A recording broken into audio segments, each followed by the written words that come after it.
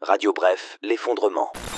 Bulletin quotidien du 12 mars 2025. Sur le plan international.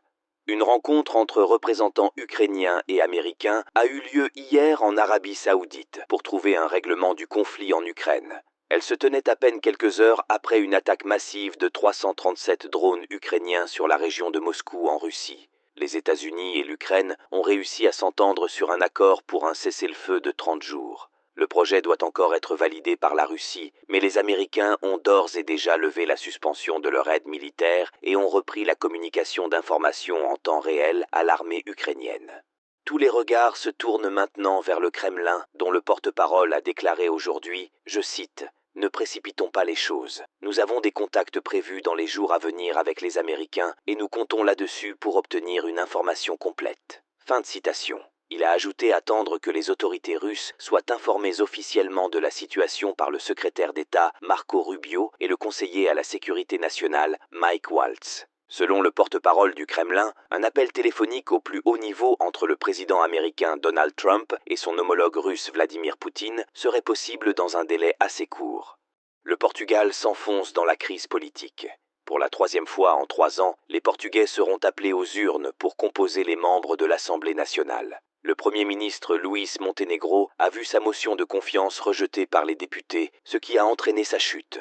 Luís Montenegro a été contraint de démissionner moins d'1 an après sa nomination au poste de chef du gouvernement. Les critiques pleuvent contre lui, qui se voit accusé de conflit d'intérêts. Les nouvelles élections législatives anticipées pourraient se tenir entre le 11 et le 18 mai prochain. Au Groenland, fortement convoité par Donald Trump, le pays a vu la participation atteindre les 70% à l'occasion des élections législatives qui se sont tenues hier. Le scrutin a été remporté par le parti de centre-droit. Pour leur part, les nationalistes réalisent une importante percée. En Bosnie, la situation s'est fortement tendue dans le pays après la condamnation en justice du chef politique des Serbes bosniens Milorad Dodik pour le non-respect du haut représentant international. La force européenne EUFOR déploie des militaires supplémentaires. Une unité de militaires roumains est arrivée dans la journée à l'aéroport de Sarajevo et plusieurs hélicoptères de l'armée italienne se sont posés dans la base de l'EUFOR à Butmir, en banlieue de la capitale.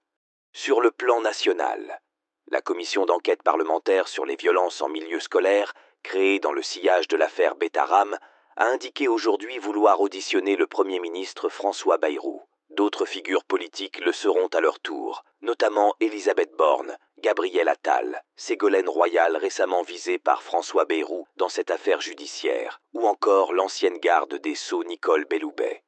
La commission d'expulsion de l'Hérault a rendu aujourd'hui un avis favorable à la demande des autorités d'expulser l'influenceur algérien Doualem, dont le refoulement par l'Algérie avait contribué à envenimer les relations entre Paris et Alger. Les autorités vont à nouveau tenter de procéder à son expulsion du territoire national. À tous de Roméo Bravo, fin de transmission.